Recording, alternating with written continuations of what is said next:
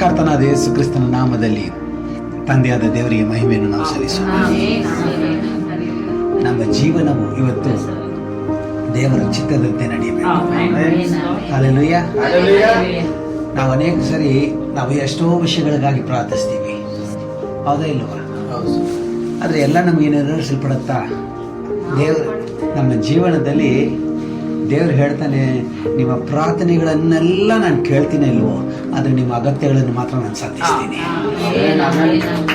ಏನು ಮಾಡ್ತೀನಿ ರೀ? ನಿಮ್ಮ ಪ್ರಾರ್ಥನೆಗಳನ್ನು ಕೇಳಲೇಬೇಕನ್ನುವಂಥ ಕಟಾಯ ಇಲ್ಲ, ಆದರೆ ನಿಮ್ಮ ಅಗತ್ಯಗಳು ಮಾತ್ರ ಸಂಧಿಸಲ್ಪಡಲೇಬೇಕು, ಹೌದಾ ಇಲ್ವಾ? ಅದಕ್ಕೆ ಆತನು ಹೇಳ್ತಾನೆ, ನನ್ನ ದೇವರು ತನ್ನ ಪ್ರಭಾವದ ಐಶ್ವರ್ಯದಿಂದ ಕ್ರಿಸ್ತ ಯೇಸುವಿನ ಮೂಲಕ ನಿಮ್ಮ ಎಲ್ಲ ಕೊರತೆಗಳನ್ನು ನೀಗಿಸುತ್ತಾನೆ. ಅನ್ನೋದು ಏನು ಗೊತ್ತಾಗ್ತಾ?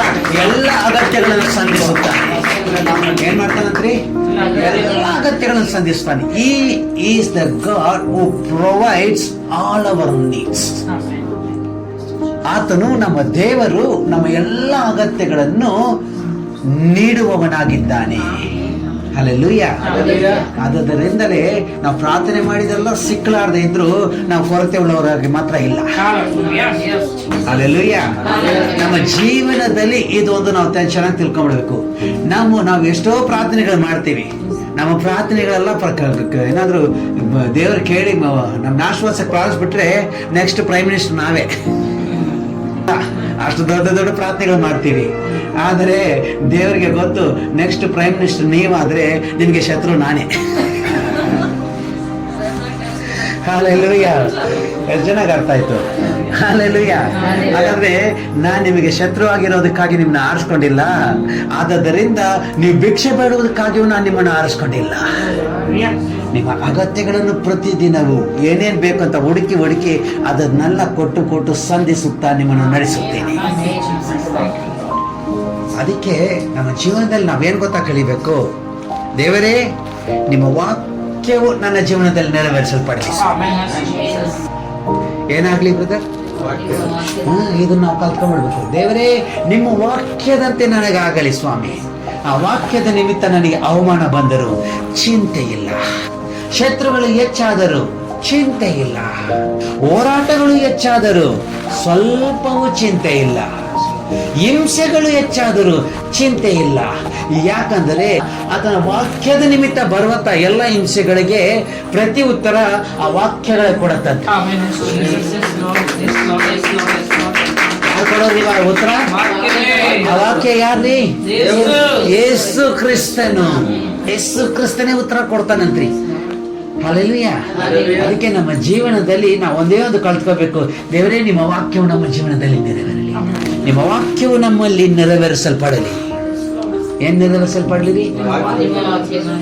ನಾವು ಪ್ರಾರ್ಥನೆ ಮಾಡುವಾಗ ಅದು ಇದು ಏನು ಕೇಳಬೇಡ್ರಿ, ದಯವಿಟ್ಟು ಕೇಳಬೇಡ್ರಿ. ನಿಮ್ಮ ವಾಕ್ಯವು ನನ್ನ ಜೀವನದಲ್ಲಿ ನೆರವೇರಿಸಲ್ಪಡಲಿ ಸ್ವಾಮಿ.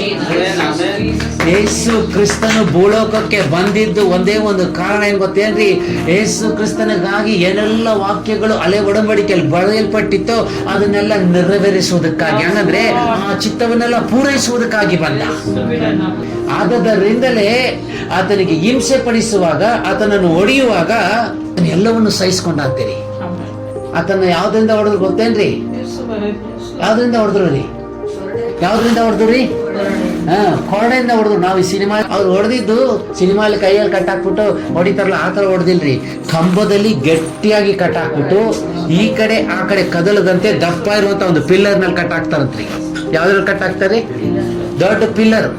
ಆ ಪಿಲ್ಲರಲ್ಲಿ ಹಿಂಗೆ ಟೈಟಾಗಿ ಕಟ್ಟಾಕ್ಬಿಟ್ರೆ ಅವ್ನು ಹಿಂಗೆ ಪಿಲ್ಲರ್ನ ಹಿಡ್ಕೊಂಡ್ಬಿಟ್ರೆ ಹಿಂದೆ ಎಷ್ಟು ಹೊಡುತ್ತಾರೋ ಅವ್ನು ಹಿಂಗೆ ಕದಲಕ್ಕಾಗಲ್ಲ. ಏನ್ ಮಾಡಕ್ಕಾಗಲ್ರಿ? ಕದಲಕ್ಕಾಗಲ್ಲ ಅಂತ ಹೇಳುವಾಗ ಇನ್ನೊಂದು ಚೆನ್ನಾಗಿ ತಿಳ್ಕೊಬೇಕು. ಆ ಕೊರಡೆ ಹೊಡೆದ್ರು ನೋಡಿ, ಆ ಕೊರಡೆಯಲ್ಲಿ ಮುಳ್ಳುಗಳು ಇರ್ತಾವಂತ್ರಿ. ಏನ್ರಿ? ಅದ್ರಲ್ಲಿ ಏನಿರ್ತಾವಂದ್ರೆ ಕೊಕ್ಕಿ ಇರ್ತಾವಂತ್ರಿ. ಕೊಕ್ಕಿ ಒಂದಿರಲ್ಲ, ಮೂರ್ ಇರ್ತಾವ್ರಿ. ಒಂದ್ರಲ್ಲಿ ಎಷ್ಟಿರ್ತಾವ್ರಿ? ಅದು ಬಂದು ಇಷ್ಟಿಷ್ಟೇ ಇರಲ್ರಿ, ಇಷ್ಟಿಷ್ಟು 2 ಇಂಚ್ ಇರ್ತಾವ್ರಿ.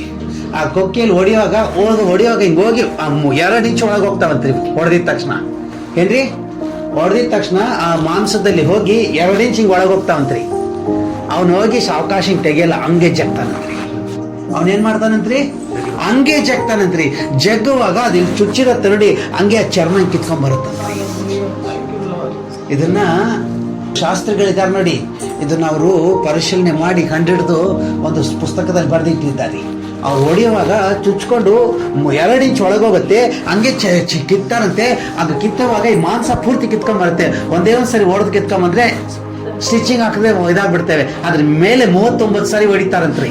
ಹೊಡಿತಾರಂತ ಹೇಳುವಾಗ ಆ ಚರ್ಮಗಳನ್ನ ಹಂಗೆ ಕಿತ್ಕೊಂಡ್ ಬರುವಾಗ ಒಳಗಿರುವಂತ ಎಳುಬುಗಳು ಕಾಣ್ತಾ ಇತ್ತು.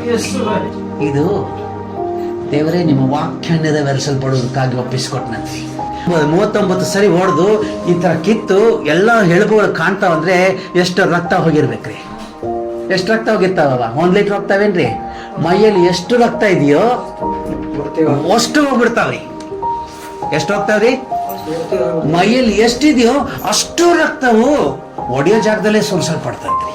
ಇದನ್ನ ಯಾಕೆ ದೇವಸ್ಕೊಂಡು ಯೇಸು ಸ್ವಾಮಿ ಜೀವನದಲ್ಲಿ ನೆರವೇರಿಸಲ್ಪಡಬೇಕು. ಈಗ ನೋಡಿ, 39 ಹೊಡೆದಿದ್ವಿ, 39 ಸರಿ ಕಿತ್ತುವಾಗ ಈ ಕಡೆ ಒಂದೇ ಕಡೆಯಿಂದ ಹೊಡೆಯೋದ್ರಿಂದ ಒಂದು ಕಡೆ ಫುಲ್ ಕಿತ್ಕೊಂಡು ಫುಲ್ ಏನಾಯ್ತು, ಚರ್ಮ ಹೋಗ್ಬಿಡ್ತು, ಎಲುಬುಗಳು ಕಾಣ್ತಾ ಇದಾವೆ. ಅಲ್ಲಿರುವಂತ ರಕ್ತ ಎಲ್ಲ ಹೋಗ್ಬಿಡ್ತು. ರಕ್ತ ಎಲ್ಲ ಹೋಗ್ಬಿಟ್ರೆ ಏನಾಗ್ತಾರ?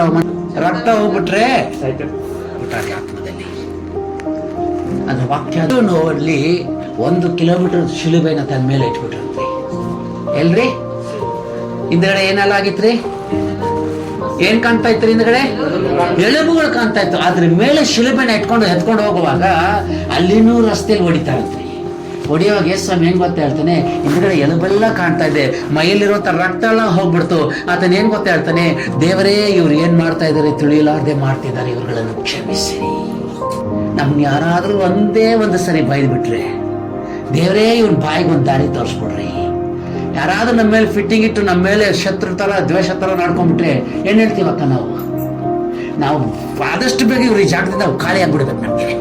ಆದ್ರೆ ಯೇಸು ಸ್ವಾಮಿ ಅಷ್ಟು ಹೊಡೆದು ಎಳುಬೆಳುಬಾಗಿ ಕಾಣ್ತಾ ಇರುವಾಗ ರಸ್ತೆಯಲ್ಲಿ ಹೇಳ್ತಾನೆ, ಇವ್ರುಗಳು ಏನ್ ಮಾಡ್ತಿದ್ದಾರೆ ತಿಳಿಲಾರ್ದೆ ಮಾಡ್ತಿದ್ದಾರೆ ಸ್ವಾಮಿ, ಇವ್ರುಗಳನ್ನು ಕ್ಷಮಿಸಿರಿ.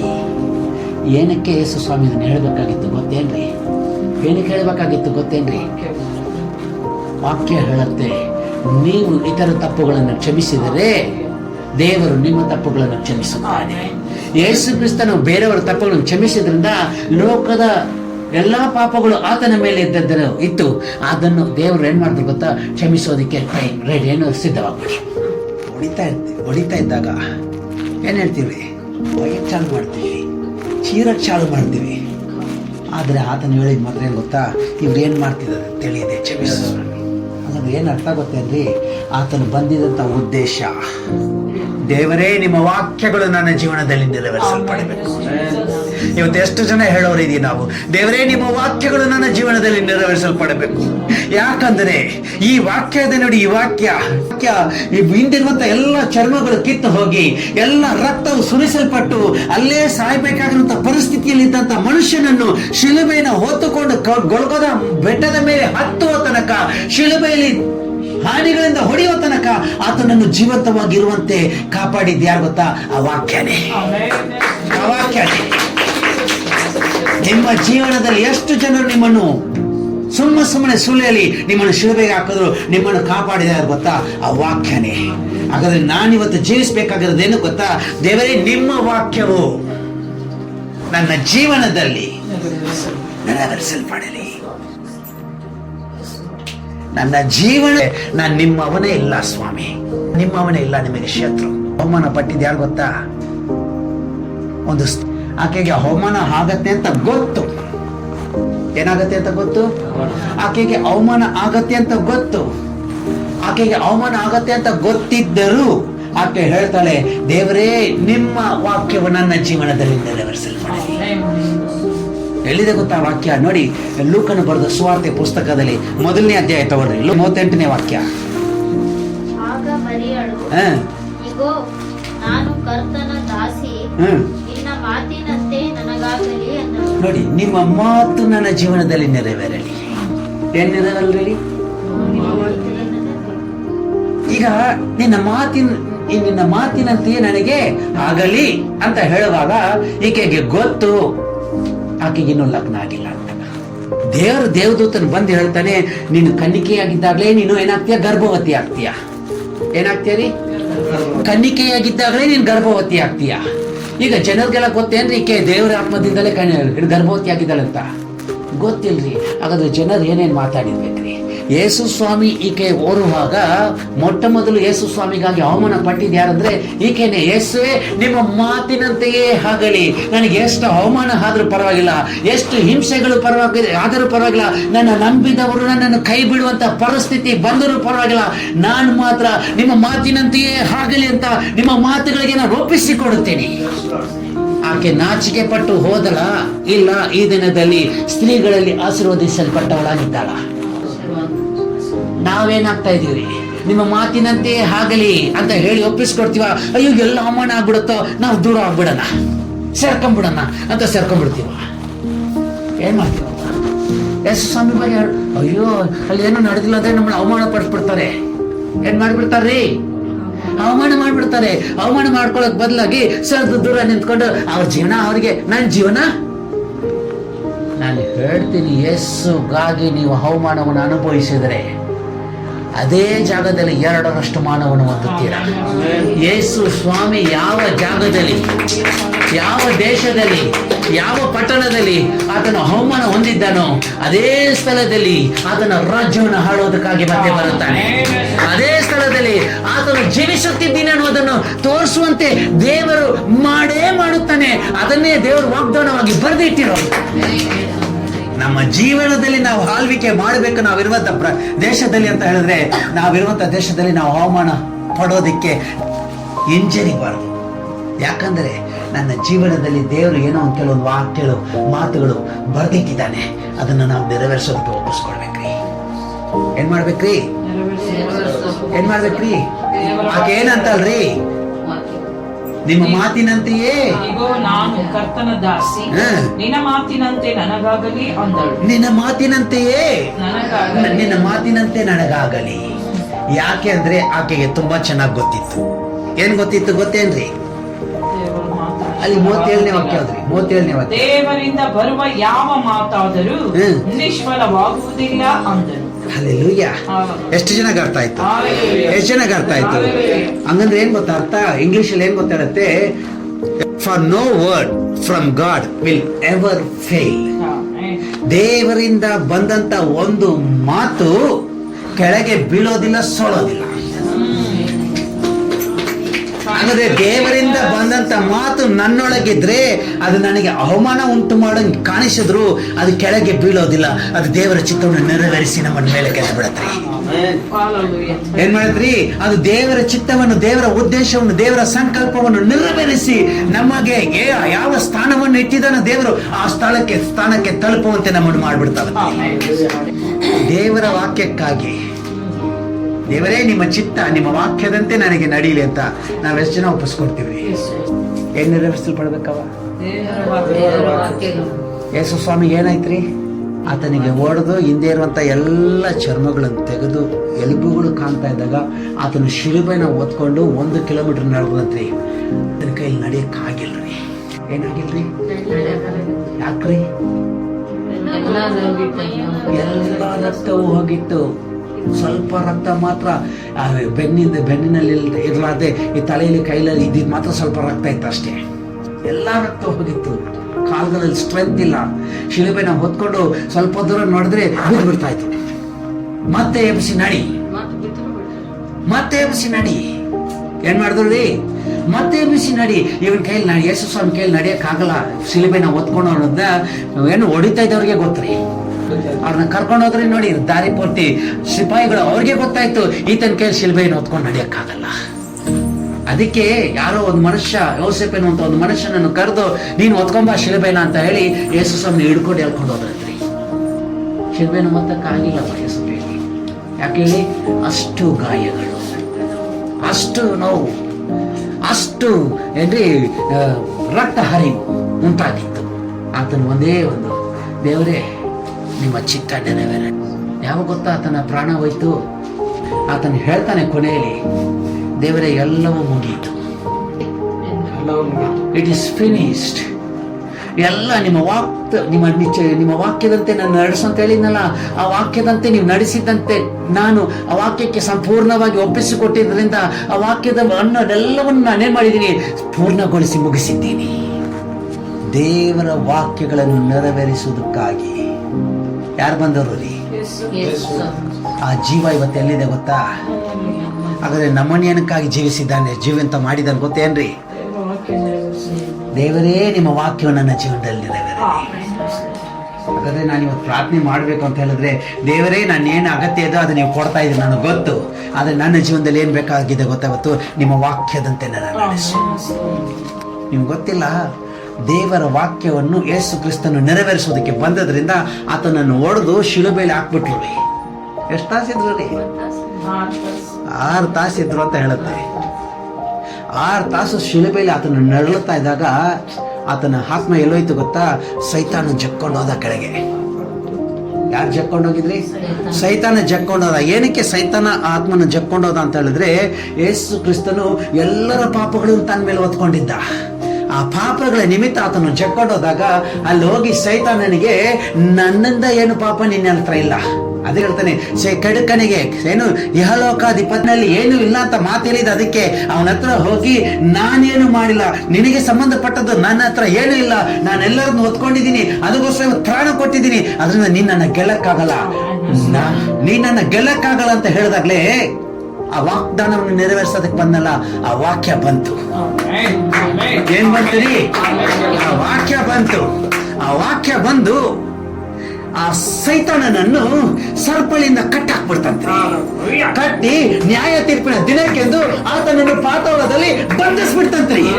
ಆತನನ್ನು ಬಂಧಿಸಿದ ಕೂಡಲೇ ಯೇಸು ಸ್ವಾಮಿ ಎದ್ದು ಜೀವಂತವಾಗಿ ವಾಪಸ್ ಬಂದ್ಬಿಟ್ಟ. ಹಾಗಾದ್ರೆ ನೀವು ವಾಗ್ದಾನಗಳನ್ನು ನೆರವೇರಿಸೋದಕ್ಕೆ, ಹಂಗಂದ್ರೆ ದೇವರೇ ನಿಮ್ಮ ವಾಕ್ಯದಂತೆ ನನ್ನನ್ನು ನಡೆಸಿದೆ ಅಂತ ಒಪ್ಪಿಸಿಕೊಡುವಾಗ ನಿಮ್ಮನ್ನು ಸೈತಾನನ್ನು ಪಾತಾಳಕ್ಕೆ ಎಳೆದುಕೊಂಡು ಹೋದರು. ಆ ವಾಕ್ಯ ಇದೆ ನೋಡಿ, ಆ ವಾಕ್ಯ ಆ ಸೈತಾನನನ್ನು ಬಂಧಿಸಿ ನಿಮ್ಮನ್ನು ಬಿಡುಗಡೆ ಮಾಡಿ ಮೇಲೆ ತಂದು ದೇವರ ಹತ್ರ ಸೇರಿಸೋದಕ್ಕೆ ಶಕ್ತಿಯಾಗಿದೆ. ಆ ವಾಕ್ಯದ ಪ್ರಕಾರ ನಾವು ನಡೆಯೋದಕ್ಕೆ ಇವತ್ತು ನಾವೇನ್ ಮಾಡ್ಬೇಕು ಗೊತ್ತಾ? ಕಳೆದುಕೊಳ್ಳಬೇಕ್ರಿ. ಅದಕ್ಕೆ ಅಲ್ಲಿ ಮರಿಯಳು ಹೇಳ್ತಾಳೆ, ದೇವರೇ ನಿಮ್ಮ ವಾಕ್ಯದಂತೆ ನನ್ನನ್ನು, ನಿಮ್ಮ ಮಾತನ್ನು ನನ್ನಲ್ಲಿ ನೆರವೇರಿಸಲ್ಪಡಲಿ. ಇವತ್ತು ನಾವೇನ್ ಹೇಳ್ತಾ ಇದ್ದೀವಿ? ದೇವರೇ ನಮ್ಗೆ ಇದು ಕೊಟ್ಬಿಡ್ರಿ, ಅದು ಕೊಟ್ಬಿಡ್ರಿ, ನಮ್ಗೇನು ಬೇಡ್ರಿ. ಯಾಕಂದ್ರೆ ಯಾವುದನ್ನು ತಗೊಂಡೋಗಲ್ರಿ, ಯಾವುದು ತಗೊಂಡೋಗಲ್ಲ. ಯಾವುದನ್ನು ನಾವು ಅನುಭವಿಸಿದ್ರು ಕೂಡ, ನಾವು ಜಾಸ್ತಿ ಅನುಭವಿಸ್ತೀವಿ ಅಂದ್ರೆ ಕೋಟಿ ರೂಪಾಯಿ ಇದ್ರು ಕೂಡ ನಾವು ಒಡವೆನ ಹಾಕೊಂಡ್ರು ಕೂಡ ಅದನ್ನು ರಾತ್ರಿ ಅದು ಬಿಚ್ಚಿಡಲೇಬೇಕು. ಇಲ್ಲಾಂದ್ರೆ ನೀವು ನಿದ್ರೆ ಮಾಡಕ್ ಬಿಡಲ್ಲ. ಅದು ಏನ್ ಮಾಡಕ್ ಬಿಡಲ್ರಿ?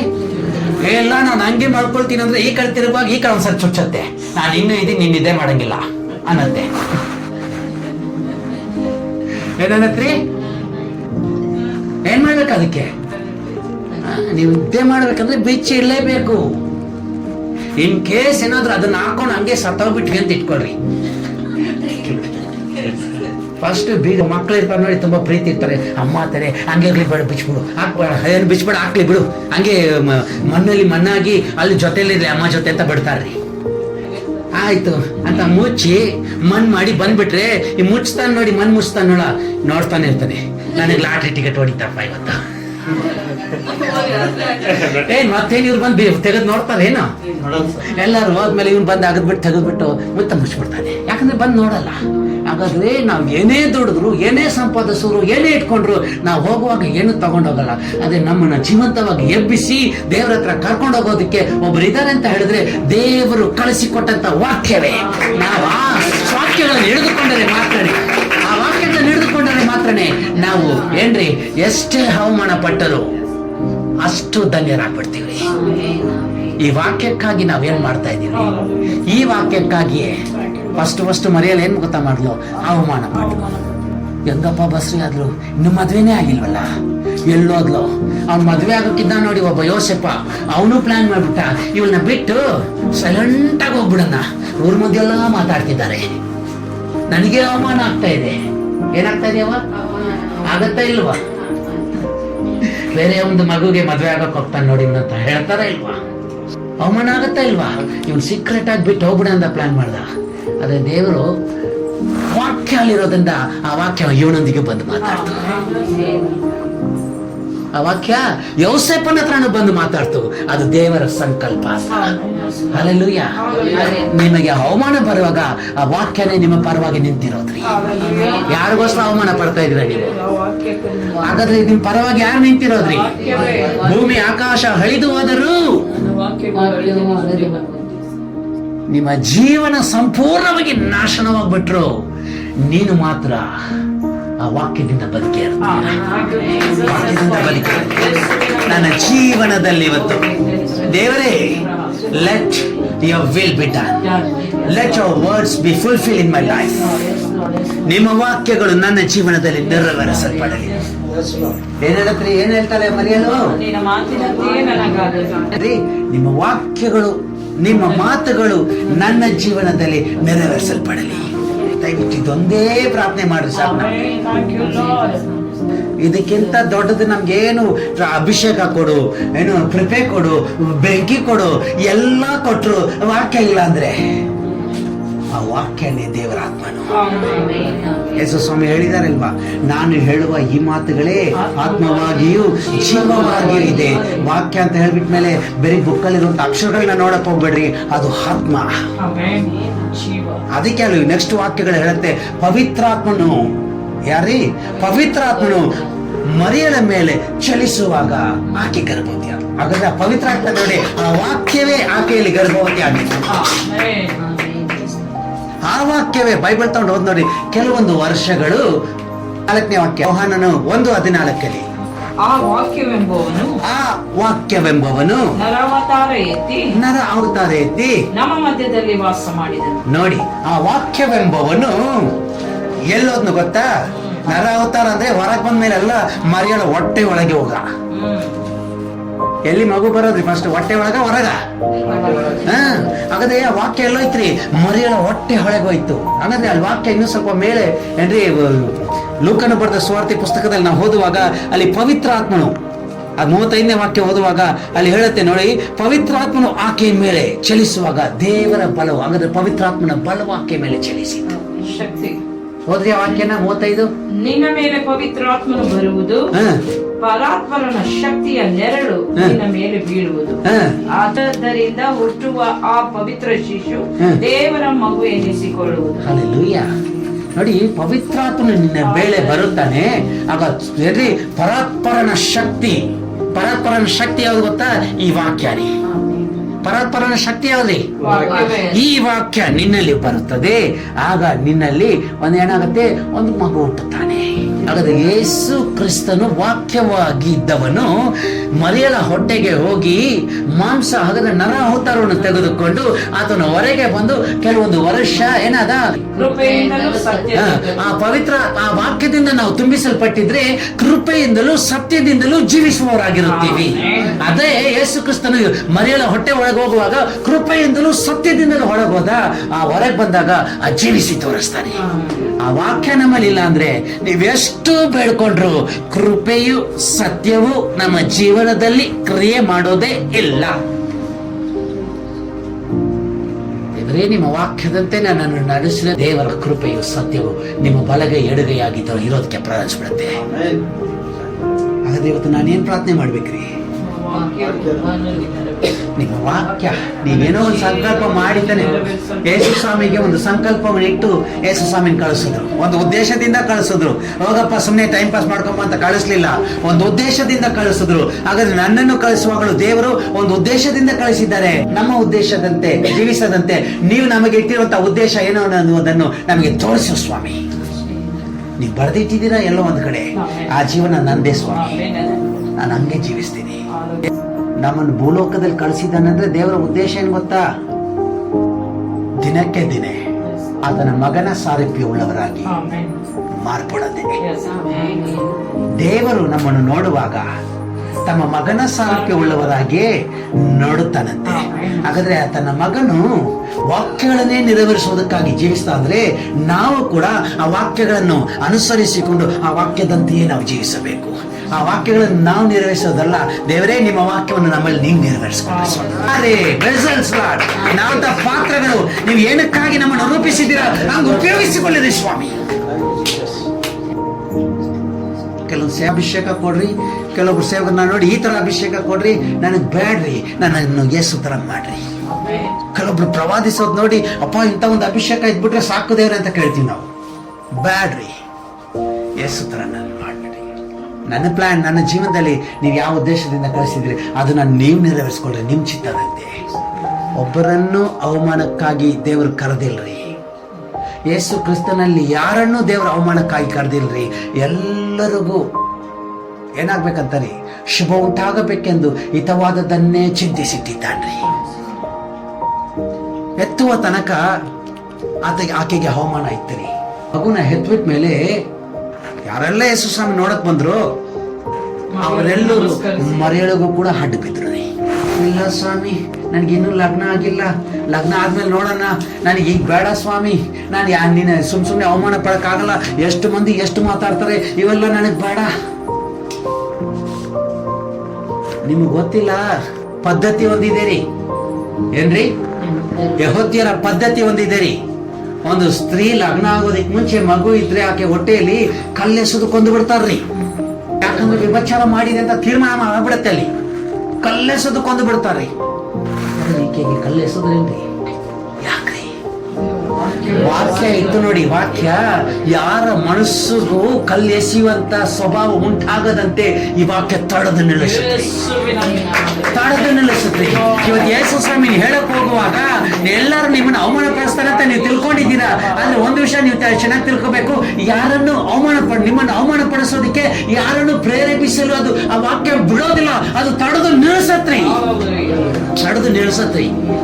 ಯಾಕಂದ್ರೆ ವಾಕ್ಯಕ್ಕೆ ಅಷ್ಟು ಸಾಮರ್ಥ್ಯ ಇದೆ ರೀ. ಭೂಮಿ ಆಕಾಶಗಳನ್ನು ನಿರ್ಮಿಸಿದಂತ ಬಲವು ಆ ವಾಕ್ಯದಲ್ಲಿದೆ. ಏನು ಇಲ್ಲದೆ ಇರೋ ಸ್ಥಳದಲ್ಲಿ ಉಂಟು ಮಾಡುವಂತ ಶಕ್ತಿ ಆ ವಾಕ್ಯಕ್ಕೆ ಇದೆ ರೀ.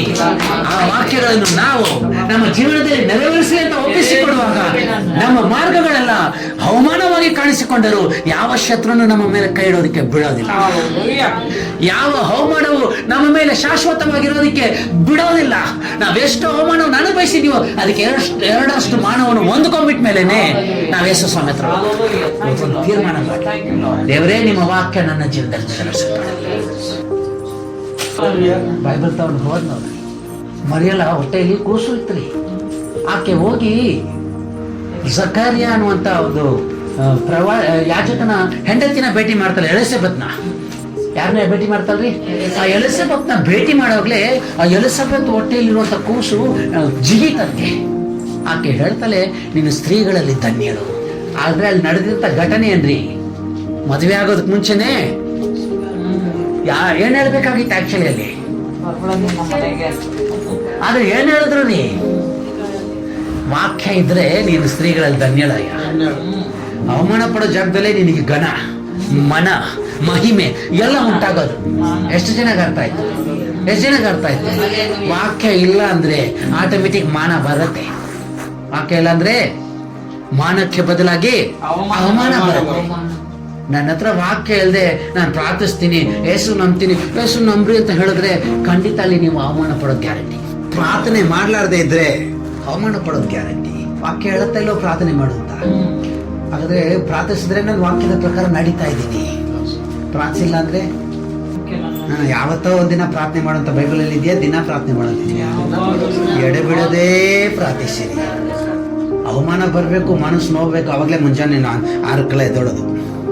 ಇಲ್ವೇನವ? ಆ ನೋವು ಬಂದ್ರೇನೆ ಎದ್ದೋಳೋದು.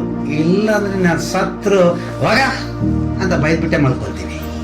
ಜೀವನದಲ್ಲಿ ಬದಲಾವಣೆ ದಯವಿಟ್ಟು ನೋಡ್ರಿ, ಪ್ರಾರ್ಥನೆ ಮಾಡೋದು ಅಂತ ಹೇಳಿದ್ರೆ ಆ ವಾಕ್ಯದ ಮೇಲೆ ಪ್ರೀತಿ ಇರೋರು ಮಾತ್ರನೇ ಪ್ರಾರ್ಥನೆ ಮಾಡೋದು. ಪ್ರೀತಿ ಇಲ್ಲದೆ ಇರೋರು ನೋಡಿ ಪ್ರಾರ್ಥನೆ ಮಾಡೋ ತರ ಏನು ದಾರಿ ಮಗಳಲ್ಲಿ ಬಿತ್ತಲ್ಪಟ್ಟಂತ ಬೀಜ ತರ ಬಿದ್ದಿದ ತಕ್ಷಣ 2 ದಿನ ಪ್ರಾರ್ಥನೆ ಮಾಡಿದ್ರೆ 3ನೇ ದಿನ ಒಣಗೋಗ್ಬಿಟ್ಟಿರುತ್ತೆ. ಸೈತಾನ ಕಿತ್ಕೊಂಡು ಹೋಗ್ಬಿಟ್ಟಿರ್ತಾನೆ. ಸೈತಾನ ಬೀಜ ಕಿತ್ಕೊಂಡು ಹೋಗ್ತಾನೆ ಅಂತ ಹೇಳಿದ್ರೆ ನಿನ್ನನ್ನು ಕಿತ್ಕೊಂಡು ಹೋಗೋದಕ್ಕೆ ಆತನ ರೆಡಿ. ಪ್ರಾರ್ಥನೆ ಮಾಡ್ಬೇಕಂದ್ರೆ ಈ ವಾಕ್ಯದ ಮೇಲೆ ನನಗೆ ಪ್ರೀತಿ ಬರಬೇಕು. ವಾಕ್ಯ ಅಂದ್ರೆ ಯಾರ್ರಿ? ಯೇಸುವಿನ ಮೇಲೆ ಪ್ರೀತಿ ಬರಬೇಕು. ಯಾರನ್ನೋ ಪ್ರೀತಿಸ್ತೀವಿ ಅಂದ್ರೆ ರಾತ್ರಿ ಎಲ್ಲ ನಿದ್ದೆ ಮಾಡೋ ತನಕ ಕಾಯ್ತೀವಿ. ನಾನು ಹೌದೇ ಇಲ್ವೇನ್ರಿ? ಯಾರನ್ನಾದ್ರೂ ಪ್ರೀತಿಸ್ತು ಅಂದ್ರೆ ಎಲ್ಲ ನಿದ್ದೆ ಮಾಡ್ಬಿಡ್ಲಿ, ಆಮೇಲೆ ಒಬ್ಬರೇ ಕೂತ್ಕೊಂಡು ಮಾತಾಡೋಣ ಅವ್ರ ಹತ್ರ. ದೇವ್ರನ್ನ ಪ್ರೀತಿಸೋರು ಹೆಂಗ್ ಮಾಡ್ಬೇಕವ? ಎಲ್ಲರೂ ನಿದ್ರೆ ಮಾಡ್ಲಿ, ನಾನು ಪ್ರಾರ್ಥನೆ ಮಾಡ್ತೀನಿ. ಅದು ನಿಜವಾದ ಪ್ರೀತಿ. ಯಾವಾಗ ಮಾತಾಡೋದು ಅನ್ನುವಂತ ಹಂಬಲ ಒಳಗಿರತ್ತೆ. ಇದು ನಿಜವಾದ ಪ್ರೀತಿ. ಈ ಪ್ರೀತಿ ಇರೋನೇ ಈ ವಾಕ್ಯಕ್ಕಾಗಿ ತನ್ನ ಶರೀರವನ್ನು ಒಪ್ಪಿಸಿಕೊಡೋದು. ಈ ಪ್ರೀತಿ ಇರೋನೇ ವಾಕ್ಯಕ್ಕಾಗಿ ಏನ ಅವಮಾನ ನಡೆದ್ರು ಪರವಾಗಿಲ್ಲ.